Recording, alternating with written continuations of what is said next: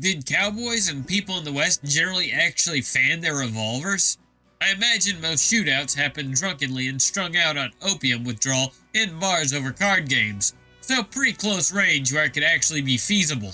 But is there any evidence they actually did this besides cowboy movies made in Italy? Most gun fatalities from gunfights happen the same way it happens today, the same way Wild Bill Hickok and Jesse James were killed. So the lesson is be smarter and premeditate instead of being faster or accurate. There's enough writing from the time talking about how it was a stupid idea to suggest at least some people did do it. Also, we have a few historical examples of slip guns.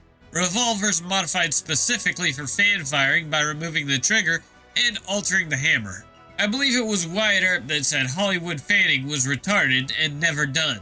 He did say that what you stated wasn't uncommon and worked.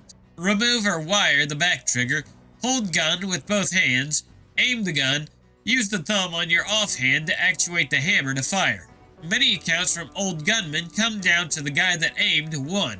Use the thumb on your offhand to actuate the hammer to fire.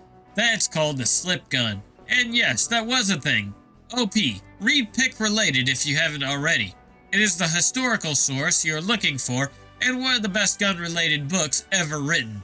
Six Guns by Keith. From what I remember reading, it was a point-blank thing, though they held the revolver at hip level at the front, not at the side.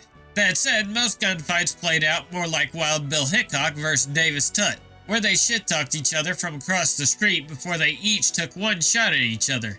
Wild Bill used his left arm to brace his revolver and take aim. Tutt got hit and had died in a silly way by falling over, getting up, running like 10 feet, then dying. The West. Thank you for using the correct definition of that term and not the gay revisionist one non-Americans use. To answer your question, gun violence wasn't actually all that common in the West, and a lot of the mythology of the Old West gunslinger comes from Wild Bill's traveling show.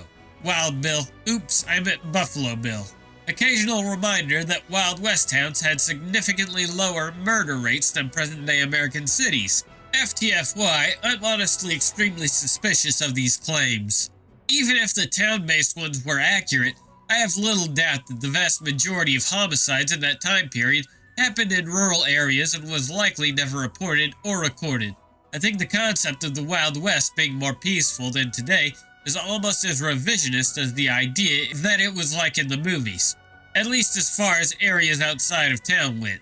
If there was cattle, land, gold, silver, or pussy, there was killing in that town. The West was wild. The vast majority of people aren't interested in violence. Do you realize how many wars/conflicts happened just prior or during the Wild West period? Violence was the rule in that period.